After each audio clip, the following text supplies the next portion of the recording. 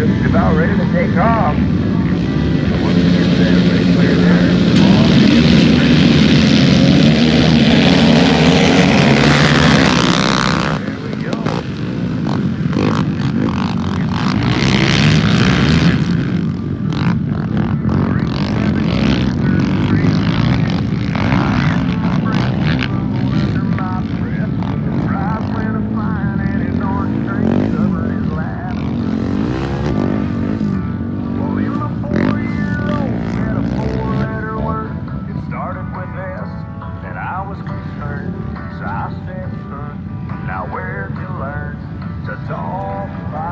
so taking a look at our pack right now, moving out of that elevated corner and into the Pro Taper.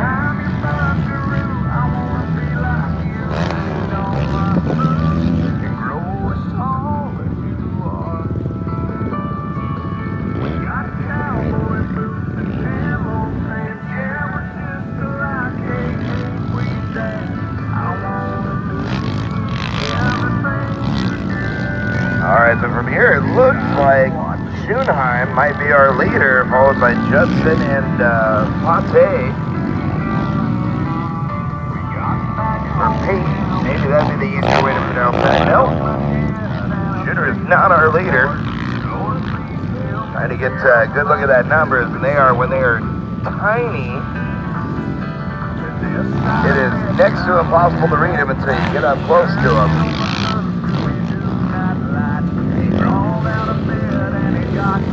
There we go. 740 of Dennis Collins is our lead ride. So Anthony Tate is our second place ride.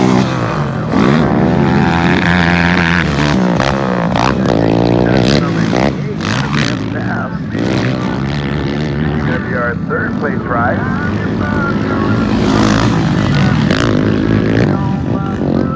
And I'll get you a couple more here where they work their way back around.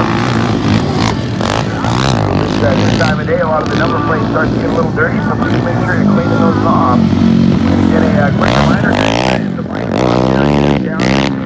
down here by the area. So please make sure we're using that area if you are looking for something.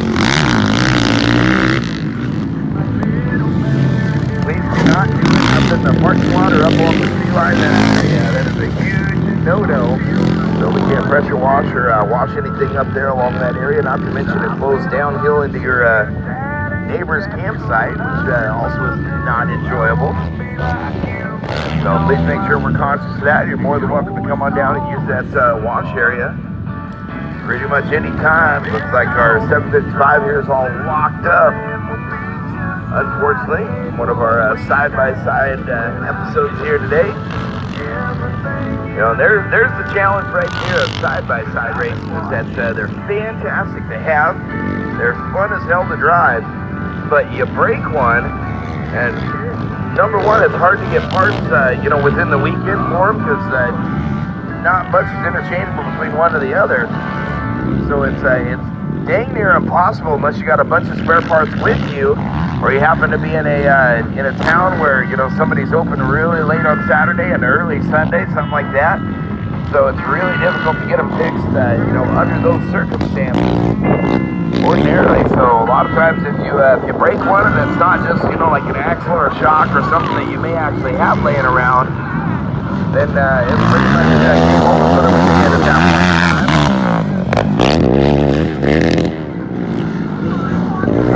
Unfortunately, we're only going to be down a couple of side-by-sides for tomorrow.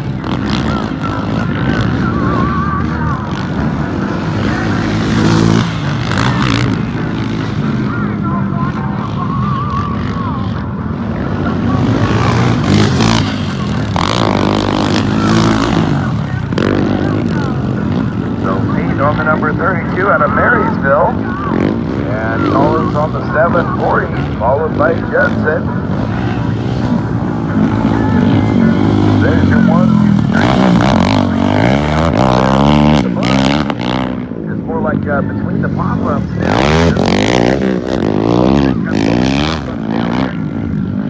Trying to make an effort to still continue to service everybody. So good on, you guys working on cleaning up down there? Between the buns? Are we between the cleanup now? Kind of? Yeah, I gotta figure it's about that time. We'll only got maybe an hour and a half left to race or so, I figured you guys stuck it out a long time today, so thank you for that. Thanks for hanging out and trying to get everybody fed here this afternoon and throughout the course of the morning. So did you guys sell out of your street tacos?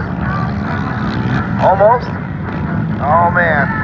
Yeah, I can kind of read sign language from this far away, so I kind of get it. It's all good. That looks like you're milking a cow. You stop that. That is not appropriate. Oh, you're waving. Oh, okay, that's what it was. I see. Likely story.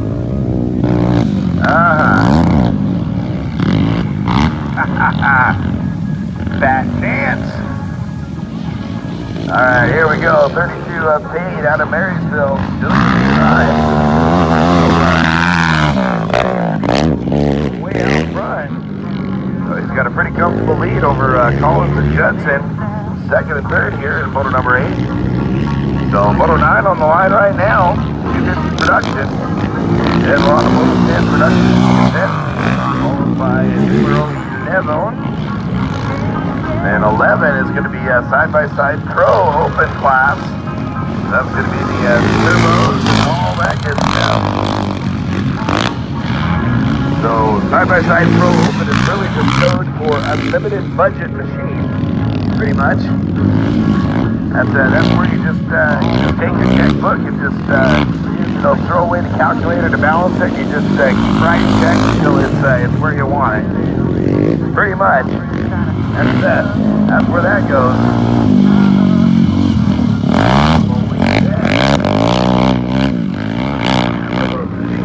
Really cool. You know what I see already? I thought we would see one of the talents out here that somebody had already modded and kind of got ready to go. Maybe we'll see it at Albany. Albany's usually a really big round for side-by-sides along with Washougal. So who knows? Maybe we'll see. Maybe we'll get a lot more of our California and Arizona guys up for Albany, since it's a good 5 hours closer to that portion of the West Coast.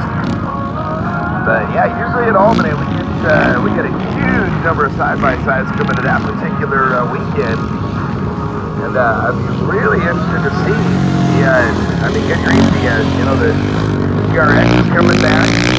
So the Kawasaki has raced what, 8 years ago?